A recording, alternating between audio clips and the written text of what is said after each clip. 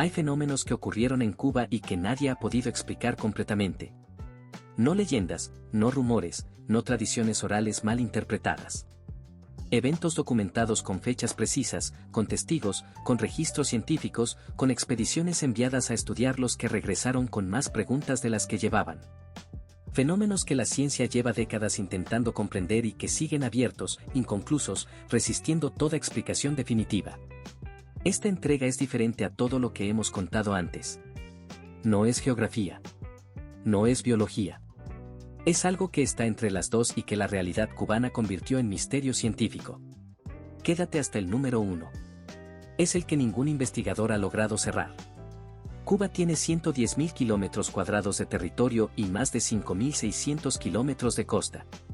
Un territorio donde la tectónica, el clima, la biología y el océano convergen con una intensidad que no se repite en ningún otro punto del Caribe. Y esa convergencia produce, de forma periódica e impredecible, fenómenos naturales que escapan a los modelos científicos disponibles en el momento en que ocurren. Algunos fueron explicados décadas después. Otros siguen sin explicación. Todos son reales. Todos tienen fecha. Todos tienen lugar. Y todos siguen siendo estudiados. Esta es la sexta entrega de Los Secretos de Cuba. 25 fenómenos naturales reales, documentados, con coordenadas y fechas verificables, ordenados desde el número 25 hasta el número 1. El criterio de ordenación es uno solo, el grado en que cada fenómeno desafía todavía hoy la capacidad de la ciencia para explicarlo. El número 25 tiene explicación parcial. El número 1 no tiene ninguna que sea definitiva. Prepara la mente para lo que la realidad cubana produjo y que ningún manual predijo. Número 25. La lluvia de peces de Jíbara. Jíbara, Holguín, Cuba, 1971. En el mes de enero de 1971, los habitantes de Jíbara, en la costa norte de Holguín, presenciaron un evento que los meteorólogos locales tardaron semanas en procesar. Una lluvia de peces vivos que cayeron sobre la ciudad durante varios minutos en medio de una tormenta de viento intenso. Los testigos describieron peces de entre 10 y 20 centímetros de longitud, identificados posteriormente como especies de peces de aguas superficiales del Atlántico cubano, cayendo sobre los tejados, las calles y los patios de la ciudad con la misma persistencia con la que cae el granizo. Algunos animales llegaron vivos al suelo y fueron recogidos por los vecinos antes de morir. El fenómeno fue documentado por la prensa local y por el Instituto de Meteorología de Cuba, que envió un equipo a Jíbara para recopilar testimonios y muestras.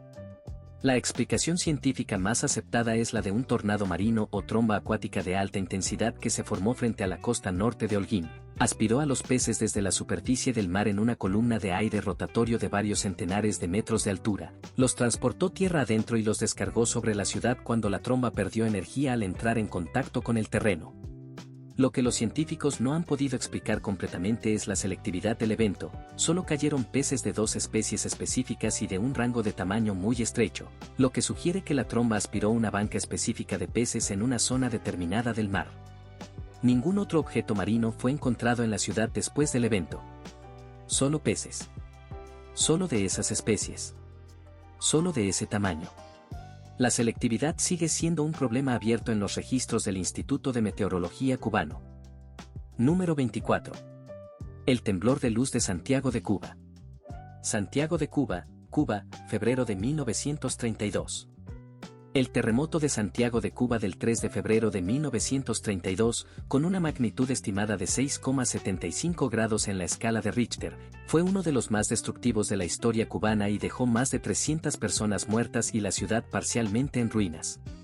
Pero lo que los supervivientes describieron en los días siguientes, y que los sismólogos que estudiaron el evento nunca encontraron en los registros instrumentales de la época, fue un fenómeno luminoso previo al terremoto, una luz azul verdosa de gran intensidad que iluminó el horizonte sur, en dirección al Mar Caribe, durante varios segundos inmediatamente antes de que comenzara el movimiento sísmico. Decenas de testigos independientes describieron esta luz con suficiente coherencia como para que los investigadores la registraran en los informes oficiales del evento. El fenómeno, conocido en la literatura científica como luminiscencia sísmica o luces de terremoto, es uno de los más debatidos de la geofísica moderna.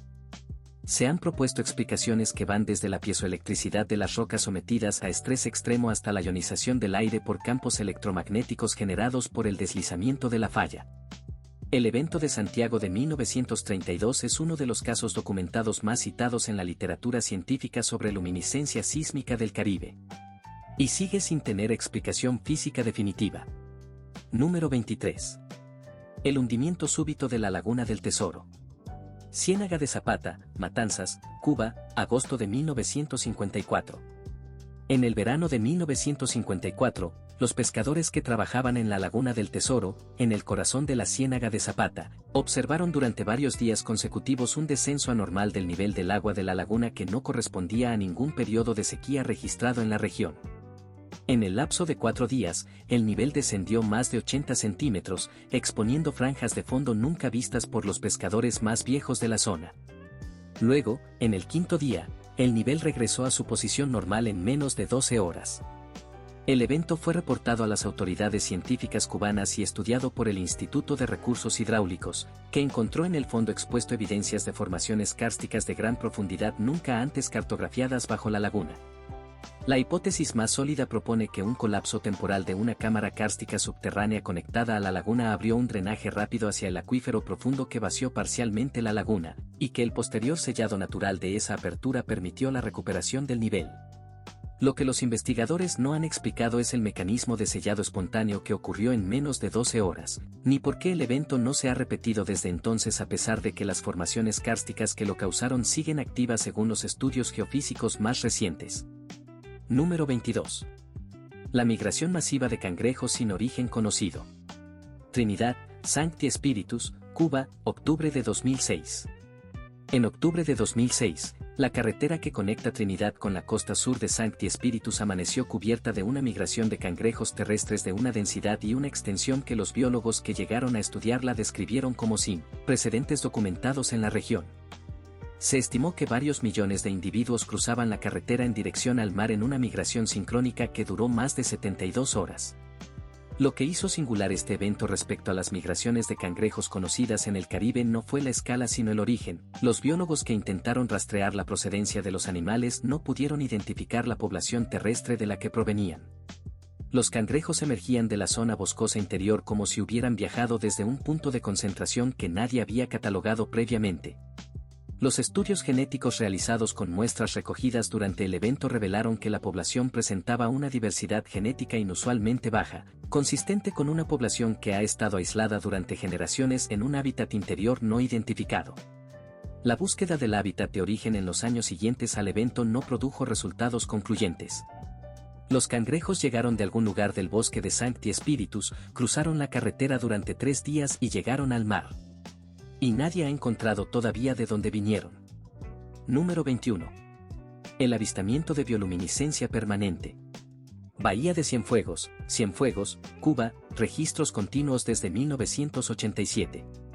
La Bahía de Cienfuegos, en la costa sur de la provincia homónima, ha exhibido desde 1987 episodios de bioluminiscencia de agua de una intensidad y una regularidad que los oceanógrafos cubanos describen como anómalos en el contexto del Caribe. La bioluminiscencia marina es un fenómeno normal producido por dinoflagelados microscópicos que emiten luz cuando son perturbados mecánicamente por el movimiento del agua. Lo que hace singular el caso de Cienfuegos es que los episodios de mayor intensidad no coinciden con las condiciones ambientales que normalmente favorecen la proliferación de dinoflagelados, como el enriquecimiento de nutrientes o el aumento de temperatura. Ocurren en agua que los análisis químicos describen como relativamente pobre en los nutrientes que deberían sustentar las concentraciones de organismos necesarias para producir la intensidad luminosa observada. Los episodios más intensos, documentados por el Centro de Investigaciones Marinas de Cuba, muestran una bahía que brilla con suficiente intensidad como para iluminar los objetos en la superficie del agua. 25 años de monitoreo continuo no han identificado el mecanismo que produce concentraciones tan altas de dinoflagelados en condiciones tan pobres de nutrientes. El fenómeno sigue activo. Sigue siendo medido. Y sigue sin explicación completa. Número 20. El tornado que cambió de dirección 3 veces. La Habana, Cuba, 10 de octubre de 1996. El 10 de octubre de 1996, un tornado de categoría F2 tocó tierra en el municipio de Regla, en La Habana, y recorrió varios kilómetros causando daños significativos en zonas densamente habitadas de la capital cubana. El tornado en sí, aunque inusual en La Habana, no era el elemento extraordinario del evento. Lo extraordinario fue su trayectoria. El tornado cambió de dirección de desplazamiento 3 veces en menos de 40 minutos, algo que los meteorólogos del Instituto de Meteorología de Cuba describieron en su informe oficial como un comportamiento sin precedentes en los registros históricos de tornados en el archipiélago cubano. Los cambios de dirección no fueron graduales ni correspondieron a los giros suaves que a veces produce la variación del viento guía en los sistemas convectivos. Fueron cambios abruptos de más de 90 grados que hicieron que el tornado barriera zonas que según los modelos de trayectoria no debían ser afectadas. El informe meteorológico oficial reconoció que los modelos disponibles en ese momento no podían reproducir la trayectoria observada aunque se alimentaran con los datos reales de viento registrados en estaciones próximas. La interacción específica entre la topografía urbana de La Habana y la dinámica interna del tornado que produjo esas 3 deflexiones sigue siendo objeto de estudio y no ha sido reproducida en simulaciones posteriores. Número 19. El fondo marino que ascendió en Guantánamo. Costa sur de Guantánamo, Cuba, julio de 1985. En julio de 1985, los pescadores de la costa sur de la provincia de Guantánamo comenzaron a reportar algo que inicialmente fue interpretado como un error de sus instrumentos de medición de profundidad. El fondo marino en una zona de pesca habitual que todos conocían con una profundidad de entre 30 y 40 metros aparecía en sus ondas a menos de 15 metros. En los días siguientes, los buceos de verificación confirmaron que el fondo había ascendido físicamente en una zona de varios kilómetros cuadrados, emergiendo en algunos puntos hasta apenas 8 metros de profundidad donde antes había más de 35. El Instituto de Oceanología de Cuba envió una expedición que documentó el evento y encontró que el ascenso correspondía a un bloque de roca del fondo marino que había sido elevado por un movimiento tectónico asociado a la falla de Oriente. Lo que los geólogos no habían anticipado era la velocidad del ascenso, que según los testimonios de los pescadores ocurrió en el lapso de pocos días, y la ausencia de cualquier sismo de magnitud significativa que hubiera podido anunciarlo. El bloque ascendido sigue en su nueva posición hoy, 40 años después del evento, y los estudios de la falla de Oriente lo utilizan como evidencia de que los movimientos tectónicos en esa zona pueden ocurrir de forma asísmica, es decir, sin producir terremotos perceptibles en la superficie. Número 18. La proliferación de algas rojas que mató el arrecife. Arrecife del norte de Ciego de Ávila, Cuba, verano de 2010. Durante el verano de 2010, el arrecife de coral que bordea la costa norte de Ciego de Ávila experimentó una proliferación masiva de algas rojas de la especie Dictyota que cubrió en pocas semanas más del 70% de la cobertura coralina viva de un tramo de más de 40 kilómetros de vid. El evento fue documentado por el Centro Nacional de Áreas Protegidas de Cuba como uno de los más rápidos y extensos de la historia coralina cubana registrada. Lo que hizo singular este evento respecto a otras proliferaciones de algas fue la ausencia de las causas habituales. La temperatura del agua en ese periodo no superó los valores normales para la estación, los niveles de nutrientes agrícolas procedentes de tierra no eran inusualmente altos, y la reducción de herbívoros que normalmente precede a estas proliferaciones no fue detectada en los inventarios de peces anteriores al evento. Las algas aparecieron de forma sincrónica en un tramo demasiado largo para ser explicado por una sola fuente de propágulos. Los investigadores que estudiaron el fenómeno identificaron corrientes subsuperficiales inusuales como el posible vector de dispersión, pero no pudieron determinar el origen de la proliferación inicial. 10 años después del evento, el arrecife se había recuperado parcialmente, pero la ciencia del episodio sigue siendo incompleta. Número 17. La nube que no se movió. Sierra del Escambray, Sancti Spiritus, Cuba, noviembre de 2003. Durante 16 días consecutivos de noviembre de 2003, una formación de nubes de tipo estratocúmulo permaneció estacionaria sobre un pico específico de la Sierra del Escambray en Sancti Spiritus sin desplazarse bajo la influencia de los vientos regionales que en esa época del año soplan con velocidades de entre 15 y 25 km por hora. La formación fue observada y fotografiada por residentes de la zona y reportada al Instituto de Meteorología de Cuba, que instaló instrumentos en el área para monitorear el fenómeno. Las mediciones confirmaron que los vientos a nivel de la formación nubosa eran efectivamente los esperados para la estación y la altitud, pero que la nube permanecía fija con respecto a la cima de la montaña como si estuviera anclada a ella. La explicación propuesta por los meteorólogos fue la de una nube orográfica de estancamiento producida por la forma específica de la cima del pico, que en condiciones de temperatura y humedad precisas puede generar una circulación local que mantiene la nube en posición fija mientras el viento general pasa alrededor y por encima. Lo que no pudieron explicar fue la duración de 16 días con condiciones tan estables, un periodo que excede con mucho los registros históricos de nubes orográficas estacionarias en Cuba y que no ha vuelto a ocurrir desde entonces. Número 16. El mar que se retiró en Baracoa. Baracoa, Guantánamo, Cuba, enero de 2010. El 12 de enero de 2010, el mismo día en que el terremoto de magnitud 7,0 sacudió Haití a las 4:53 de la tarde hora local, los habitantes de Baracoa en el extremo oriental de Cuba observaron algo que ningún sistema de alerta de tsunamis del Caribe había anticipado para esa costa. El mar se retiró varios metros de la línea de costa de Baracoa durante aproximadamente 12 minutos antes de regresar en una serie de oleadas de amplitud mayor a la normal pero sin causar daños significativos. El evento fue documentado por testigos múltiples y comunicado a las autoridades cubanas de protección civil. Lo extraordinario del caso no es la conexión con el terremoto de Haití, que es geofísicamente plausible dado que la falla de Enriquillo que causó ese terremoto está a menos de 300 kilómetros de Baracoa. Lo extraordinario es que la retirada del mar en Baracoa precedió en varios minutos a la llegada de cualquier onda sísmica superficial procedente del epicentro de Haití, según los registros de las estaciones sismológicas cubanas.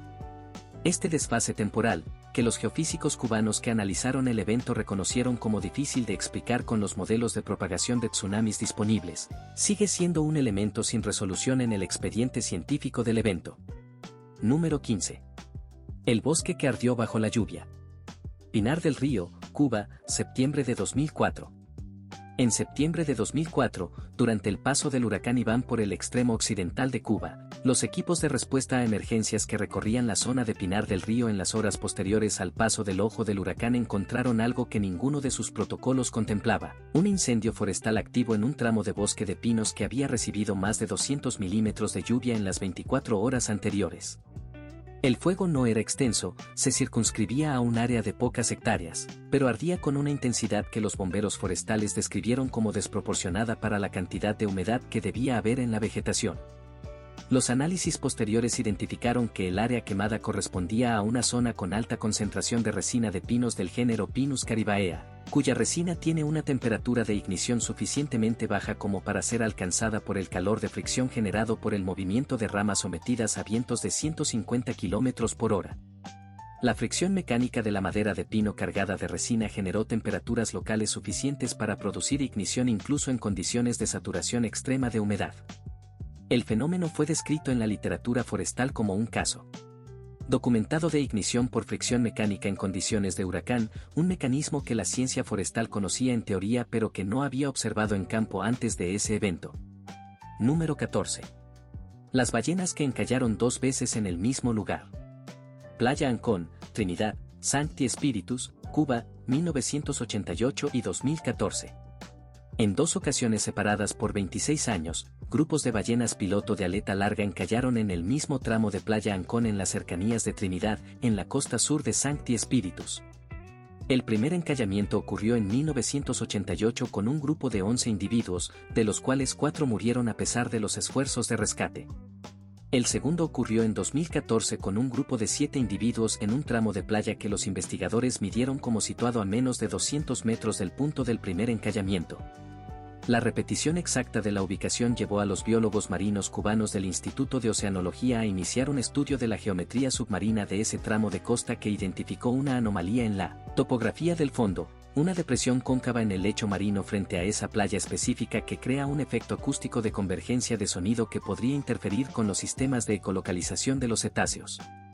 Los estudios de bioacústica marina realizados desde 2015 en esa zona han documentado la anomalía acústica pero no han llegado a demostrar de forma concluyente que sea el mecanismo responsable de los 2 encallamientos. La playa de Ancón permanece bajo monitoreo activo. Número 13. El manantial que cambió de temperatura. Sierra Maestra, Santiago de Cuba, Cuba, desde 2011. En el año 2011, los habitantes de una comunidad rural en las estribaciones de la Sierra Maestra en Santiago de Cuba reportaron al Centro de Investigaciones Geofísicas de Cuba un fenómeno que observaban desde hacía varios meses: un manantial de montaña que había tenido durante toda la memoria de los residentes una temperatura constante de 16 grados centígrados había comenzado a emerger a 22 grados, un incremento de 6 grados sin causa aparente. Las mediciones del centro confirmaron el cambio y establecieron un monitoreo continuo que ha documentado desde entonces una elevación progresiva de la temperatura del agua del manantial que en 2023 alcanzó los 26 grados. La velocidad del cambio y la linealidad de la progresión sugieren una fuente de calor que se está acercando al acuífero que alimenta el manantial, lo que algunos geólogos interpretan como una señal de actividad magmática o hidrotermal en profundidad bajo la Sierra Maestra. La Sierra Maestra no tiene actividad volcánica conocida en tiempos históricos y no figura en ningún mapa de zonas volcánicas activas del Caribe. Sin embargo, el manantial lleva 12 años calentándose de forma consistente y los instrumentos geofísicos instalados en la zona han detectado microtremores de origen no identificado. El expediente sigue abierto. Número 12. La erupción de burbujas en el Golfo de Batabanó. Golfo de Batabanó, sur de La Habana y Matanzas, Cuba, registros desde 1995. Desde 1995, los pescadores del Golfo de Batabanó, el mar interior que separa la isla principal de Cuba de la Isla de la Juventud, han reportado de forma periódica la aparición de columnas de burbujas que emergen del fondo marino en zonas específicas del Golfo sin ningún indicador superficial de actividad submarina previa. Las burbujas, recogidas y analizadas por primera vez de forma sistemática por el Instituto de Oceanología de Cuba en 2001, resultaron ser una mezcla de metano y dióxido de carbono en proporciones que no correspondían a la descomposición biológica normal de la materia orgánica del fondo marino. La concentración de metano era demasiado alta para ser producto de bacterias metanogénicas superficiales, lo que sugería una fuente más profunda. Los estudios sísmicos de reflexión realizados en el Golfo de Batabanó en 2008 identificaron la presencia de estructuras subterráneas compatibles con bolsas de gas atrapado bajo la capa sedimentaria. Lo que no ha sido determinado es si esas bolsas de gas son de origen biogénico profundo, de origen termogénico asociado a fuentes de calor desconocidas, o de origen aún más profundo relacionado con la actividad de la corteza oceánica que subyace al Golfo. Las burbujas siguen emergiendo. El origen sigue sin cerrarse. Número 11. El eclipse de sonido en el Valle de Viñales. Valle de Viñales, Pinar del Río, Cuba, documentado desde 1980. Desde al menos 1980, cuando fue reportado por primera vez a la Academia de Ciencias de Cuba, existe en el Valle de Viñales un fenómeno acústico que los residentes conocen desde mucho antes pero que no habían dado a conocer fuera de la comunidad local, en determinadas condiciones de temperatura y humedad. Generalmente al amanecer en los meses de invierno, el sonido deja de propagarse normalmente dentro del valle. Las voces no se escuchan a más de pocos metros. Los animales parecen silenciarse. Los ruidos de motores de vehículos que circulan por la carretera dentro del valle son inaudibles para quienes están a 100 metros de esa carretera. El fenómeno dura entre 20 minutos y una hora, y termina tan abruptamente como comenzó. Los meteorólogos que estudiaron el evento identificaron el mecanismo como una inversión de temperatura extrema combinada con la geometría específica del valle entre mogotes, que crea una capa de aire frío denso en el suelo sobre la que el sonido se refracta hacia arriba antes de poder propagarse horizontalmente. La singularidad del Valle de Viñales, con sus paredes verticales de mogotes y su topografía de fondo plano, crea las condiciones geométricas exactas para que esta inversión acústica sea especialmente pronunciada. El fenómeno está documentado, pero la predicción exacta de cuándo ocurrirá sigue siendo imposible con los modelos disponibles. Número 10. La inversión de las corrientes del Estrecho de Florida. Estrecho de la Florida, norte de Cuba, agosto de 2005. En agosto de 2005, durante el periodo de mayor actividad de la temporada de huracanes del Atlántico, los sistemas de monitoreo oceánico instalados en el Estrecho de la Florida detectaron algo que los oceanógrafos del National Oceanic and Atmospheric Administration de Estados Unidos y sus contrapartes cubanas tardaron varios días en confirmar porque los datos parecían imposibles. La corriente del Golfo en el tramo del Estrecho de la Florida adyacente a la costa norte de Cuba había reducido su velocidad en más de un 60% respecto a los valores normales para esa época del año, y en un tramo específico de aproximadamente 50 kilómetros de longitud había invertido completamente su dirección durante aproximadamente 72 horas. La corriente del Golfo, una de las corrientes oceánicas más poderosas y estables del planeta, con un caudal que equivale a más de 1000 veces el caudal del río Amazonas, había dado marcha atrás temporalmente en ese tramo. El evento fue atribuido a la interacción de vientos de huracán extremos con la topografía del fondo del estrecho, pero los modelos oceanográficos disponibles en ese momento no habían predicho que esa combinación de factores pudiera producir una inversión de esa magnitud y duración. El evento fue publicado en revistas científicas especializadas y sigue siendo un caso de referencia en los estudios de variabilidad extrema de la corriente del Golfo. Número 9. El campo magnético anómalo de Camagüey. Camagüey, Cuba, detectado en 1973, estudiado hasta hoy. En 1973, durante los trabajos de cartografía geofísica aérea realizados en la provincia de Camagüey por el Instituto de Geología y Paleontología de Cuba, los instrumentos magnéticos de la aeronave registraron una anomalía de campo magnético terrestre de una intensidad y una extensión que los geofísicos del equipo describieron como inesperada. La anomalía, que cubre una superficie de varios miles de kilómetros cuadrados en el centro de la provincia, representa una variación del campo magnético terrestre de entre 200 y 400 nanoteslas por encima del valor regional esperado, una diferencia suficientemente grande como para afectar el comportamiento de las brújulas convencionales en esa zona. Los estudios posteriores identificaron en el subsuelo de Camagüey depósitos de rocas ultramáficas ricas en minerales ferromagnéticos como la magnetita, cuya concentración y orientación explica parcialmente la anomalía. Lo que los geofísicos no han podido explicar completamente es la distribución espacial de la anomalía, que no corresponde exactamente a la distribución esperada de esas rocas según los modelos geológicos, sugiriendo que existe una fuente adicional de magnetización en profundidad cuya naturaleza no ha sido determinada. 50 años después de su descubrimiento, la anomalía magnética de Camagüey sigue siendo uno de los fenómenos geofísicos más estudiados y menos completamente explicados del archipiélago cubano. Número 8. El tsunami de Cayo Romano.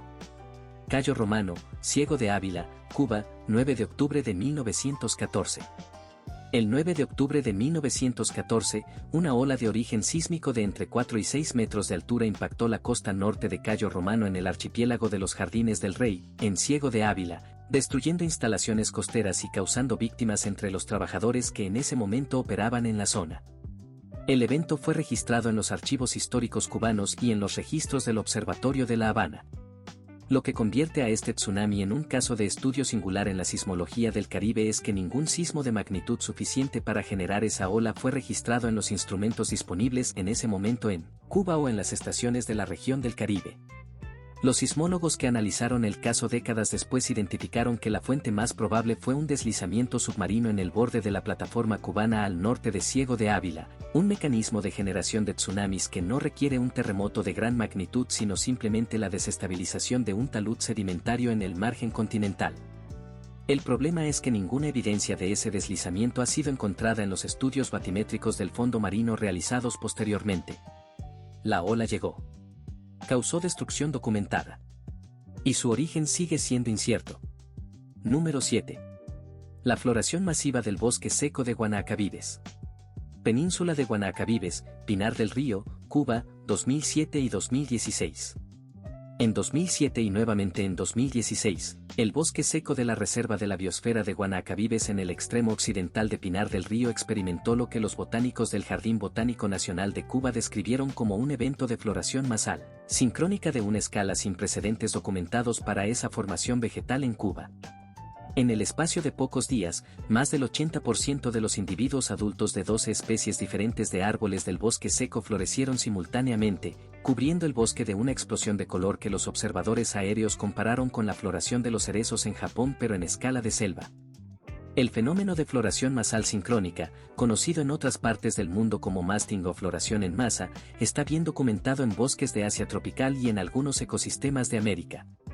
Lo que los botánicos cubanos no han podido determinar es el mecanismo disparador específico que sincronizó a 12 especies diferentes de árboles de ciclos de vida y biología completamente distintos para florecer al mismo tiempo. La señal ambiental que desencadenó esa sincronía, si es que fue una sola señal, sigue siendo desconocida. Y la razón por la que ocurrió exactamente 9 años después en 2016 tampoco ha sido explicada. Número 6. El desplazamiento de la costa en Holguín sin sismo registrado. Costa sur de Holguín, Cuba, 2016. En el mes de marzo de 2016, los instrumentos GPS de alta precisión instalados en la red geodésica cubana detectaron en la costa sur de Holguín un desplazamiento horizontal del terreno de 4,3 centímetros en dirección suroeste ocurrido, en el lapso de aproximadamente 48 horas. El desplazamiento fue confirmado por 3 estaciones independientes y verificado por el Centro Nacional de Investigaciones Sismológicas de Cuba. Lo que hizo del evento un caso de estudio inmediato en la comunidad geofísica fue la ausencia total de actividad sísmica asociada. Un desplazamiento de más de 4 centímetros en la corteza terrestre en menos de 2 días debería estar acompañado de sismos perceptibles en la superficie. Los registros sismológicos de ese periodo en la región mostraban únicamente el ruido de fondo habitual. El fenómeno fue clasificado como un episodio de deslizamiento lento o slow slip, un tipo de movimiento de falla que libera energía tectónica en forma de deformación silenciosa en lugar de ondas sísmicas. Los episodios de slow slip han sido documentados en varias zonas de subducción del mundo, pero el registrado en Holguín en 2016 fue el primero de ese tipo y de esa magnitud documentado en Cuba, y su relación con la actividad de la falla de Oriente sigue siendo objeto de investigación activa.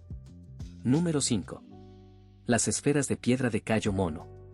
Cayo Mono, archipiélago de los Canarreos, Isla de la Juventud, Cuba, descubiertas en 1992. En 1992, durante los trabajos de construcción de una instalación costera en Cayo Mono, en el archipiélago de los Canarreos al sur de Cuba, los trabajadores excavaron en el sustrato calcáreo de la costa y encontraron una concentración de esferas de piedra perfectamente pulidas de entre 10 y 50 centímetros de diámetro, enterradas a profundidades de entre 1 y 3 metros bajo la superficie. Las esferas, cuyo material resultó ser una caliza diferente a la que forma el sustrato del Cayo, fueron reportadas al Museo Nacional de Historia Natural de Cuba, que envió un equipo arqueológico y geológico a estudiarlas. El análisis geológico confirmó que el material de las esferas era de origen foráneo y que el proceso de pulido era demasiado uniforme para ser explicado por la erosión natural. Ningún análisis geológico convencional ha podido proponer un mecanismo natural que produzca esferas de esas características en ese entorno. El análisis arqueológico no encontró asociación con ninguna cultura conocida de la región. No hay en los registros históricos ni en la tradición oral de la zona ninguna referencia a la fabricación o el uso de estas esferas. Su origen, su función y su proceso de formación siguen siendo desconocidos. Son el único objeto geológico o arqueológico en Cuba del que la ciencia no tiene ninguna explicación preliminar aceptable. Número 4. La anomalía gravitacional de la llanura central. Llanura Central de Cuba, Villa Clara y Sancti Spiritus, Cuba, descubierta en 1968. En 1968, durante los trabajos de prospección geofísica realizados en la llanura central de Cuba por equipos del Instituto de Geología y Paleontología con instrumentación soviética de alta precisión, los gravímetros detectaron en una zona de la llanura comprendida entre Villa Clara y Sancti Spiritus una anomalía gravitacional negativa de una magnitud de entre 20 y 30.000 ligales por encima de los valores regionales esperados para ese tipo de terreno sedimentario. Una anomalía gravitacional negativa de esa magnitud indica la presencia en el subsuelo de material de densidad inferior a la esperada, lo que en el contexto geológico de la zona podría corresponder a una cámara de gas de gran volumen, a una cámara kárstica de dimensiones excepcionales, o a un cuerpo de roca de densidad inusualmente baja cuya naturaleza no ha sido identificada.